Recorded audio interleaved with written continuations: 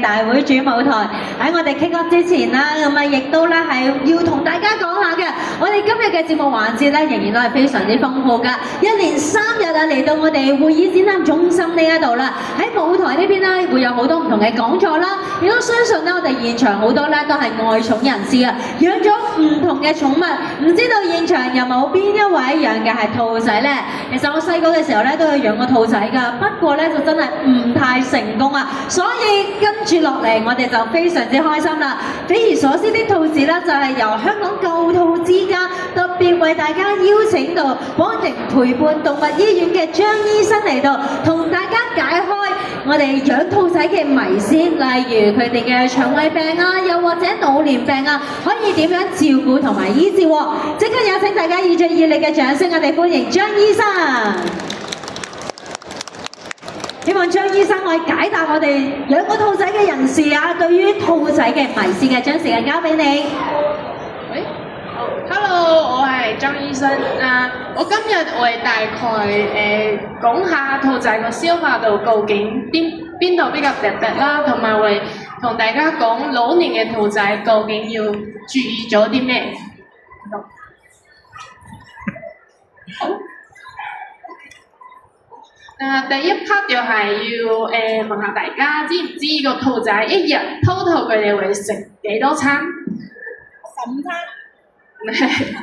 係兔仔佢哋一日 total 會食差唔多30幾餐嘅，同人係有好大嘅分別嘅，同埋又會好明顯見到佢哋得閒嘅時候就係咁食嘢，咁其實佢哋食得係非常頻密嘅。好，就係佢哋一日 total 係用咗幾多時間去食嘢？有冇人知？好，佢哋一日係用到差唔多4至6個鐘食嘢嘅，就係佢哋個盲腸咧係比佢哋個胃仲大咗嘅。呢個係因為佢哋係靠呢個後腸發酵嘅消化系統啦，去消化嗰啲草食嘅嘢，所以佢哋用盲腸係消化，就係兔仔有一個非常特別嘅嘢，就係佢哋係唔會打息噏啦，同埋佢哋都唔會嘔嘅。呢個就係兔仔，我哋一般係個 X-ray 底下會見到佢哋個盲腸就係咁大一個 size 嘅，佢哋個盲腸係佔住佢哋消化到差唔多40% 嘅空間去幫助佢哋消化，係最重要嘅一個消化系統嚟嘅。好，再嚟就係要講下個兔仔個便便，其實係有2種便便嘅。第一種就係一般好普通嘅便便，就係我哋見得到嘅嗰啲。咁佢個蛋白質啦，同埋纖維啊個比例就係纖維比較多，蛋白質係好少嘅。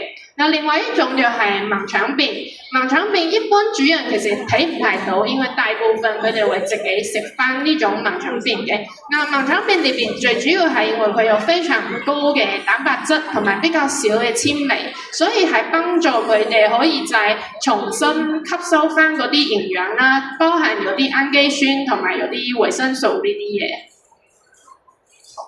就係佢哋個消化系統其實係非常特別嘅，佢哋係有2條路可以走。好，可以睇翻最旁邊嗰張圖啦，上面嗰個位，我直接喺呢度講過。一般普遍嗰啲好常見嗰啲一粒粒嘅便便咧，就係從呢度走埋回腸，我直接講普通話，呢度係回腸，然後佢會入到佢個盲腸一小段，然後就直接往佢個結腸走出嚟，然後去到佢個肛門。但係當佢係盲腸嘅時候，佢呢個回腸嘅地方會入到呢個盲腸，喺呢度消化咗好耐，然後再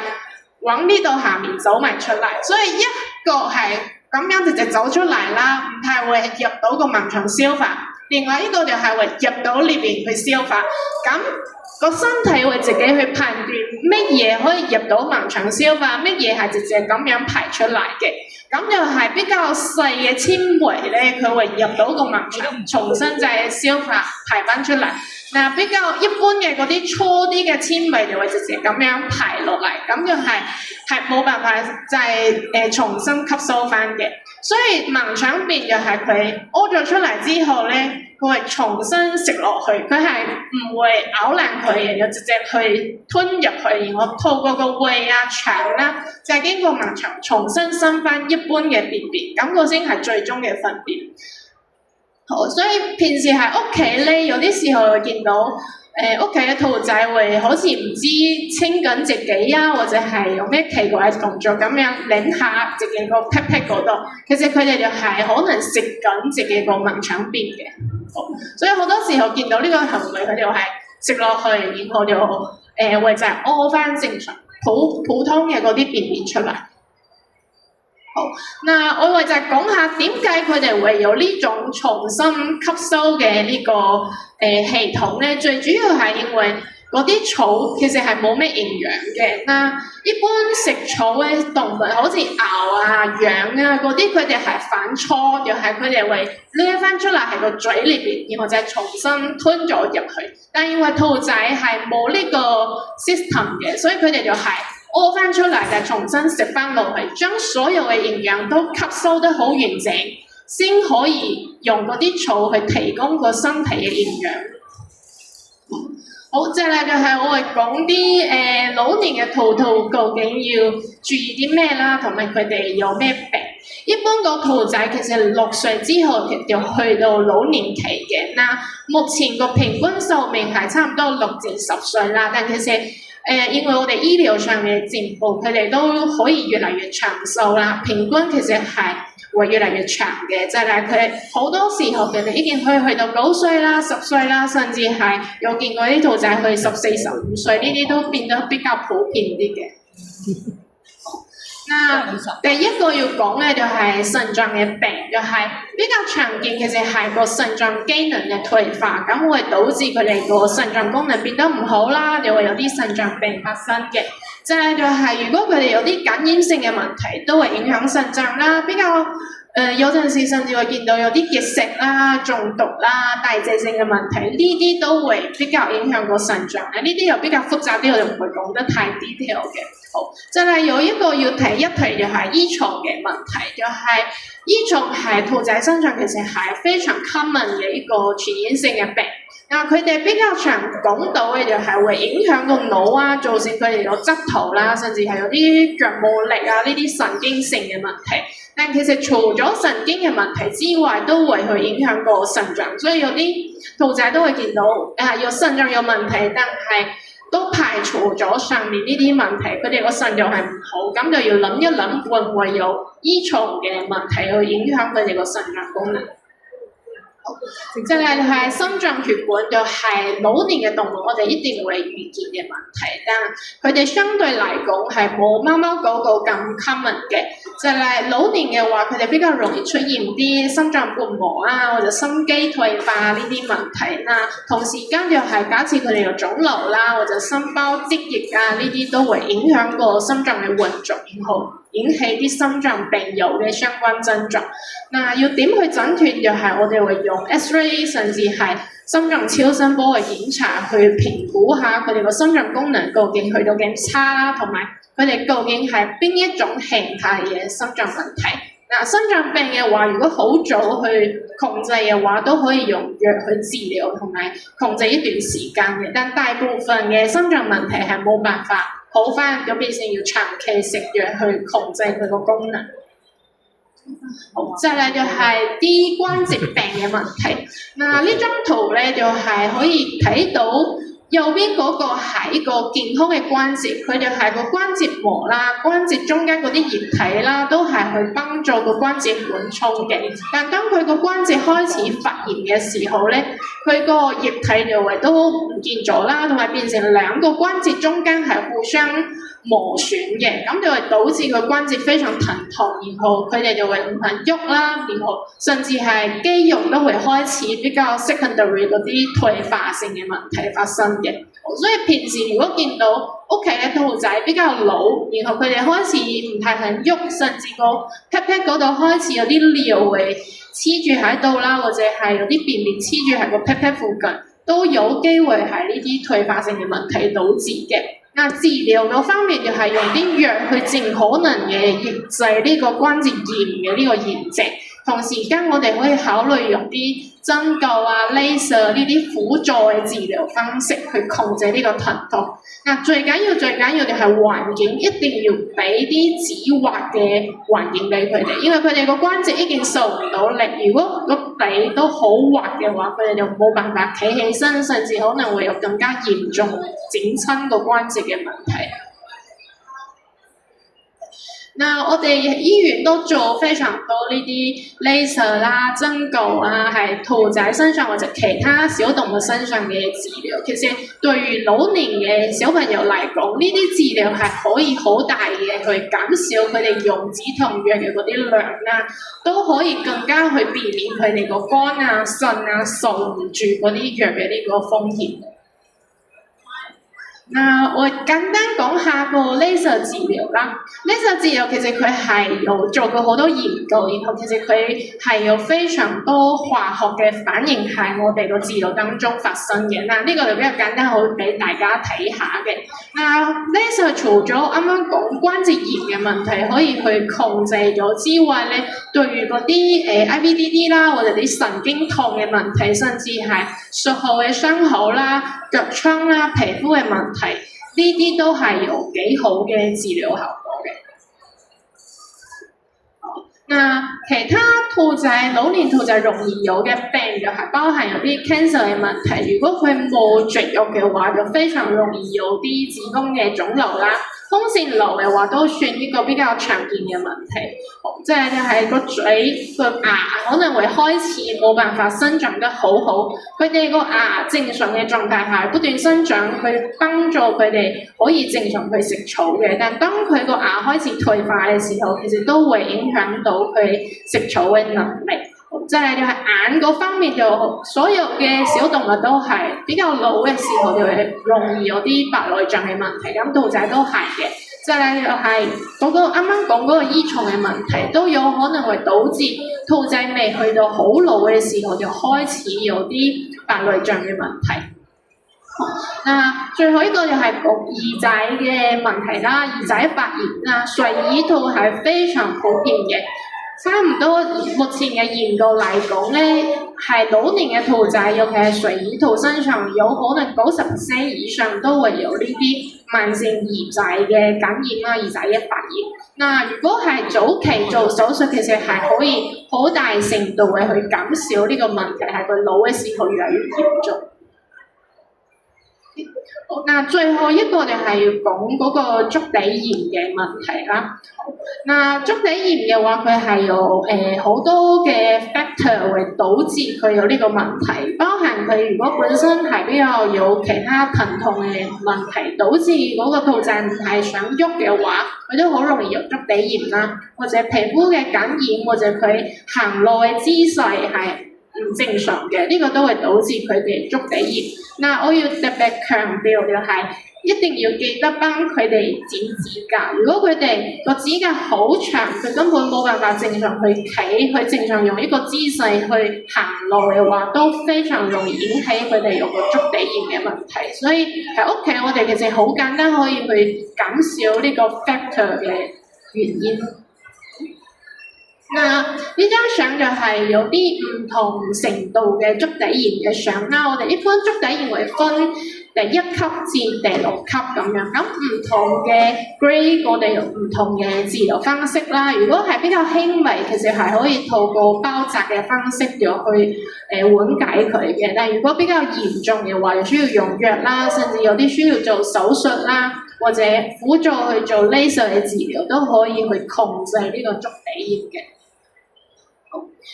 老年嘅兔仔就係環境嗰方面咧，一定要盡量安靜，然後係會保持乾淨啦，唔好俾壓力佢。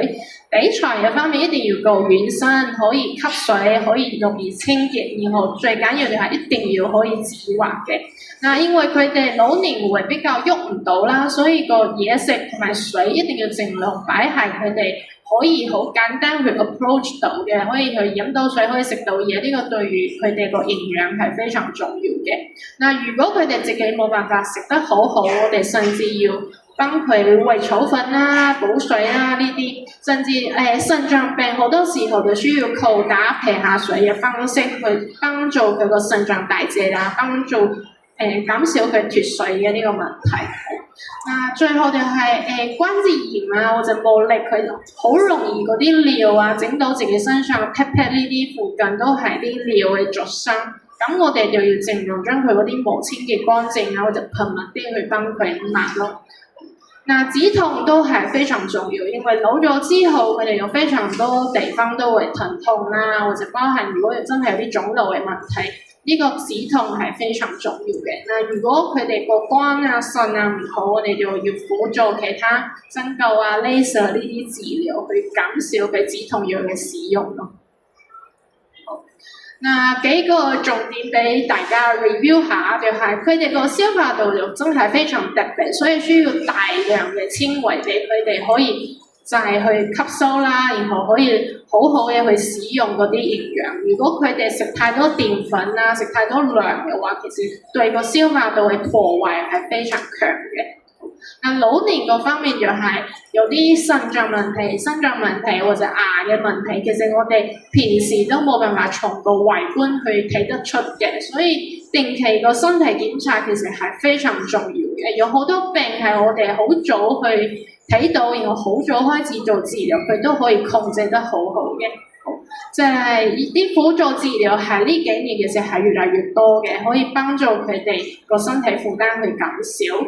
足底炎呢件事就係大家自己喺屋企可以做到嘅，記得去剪指甲啦，時不時就去睇下佢哋個腳底板係唔係健康嘅，呢個都係我哋好簡單可以對佢個健康有幫助嘅嘢。OK， 咁我講完啦，大家有冇咩想問嘅？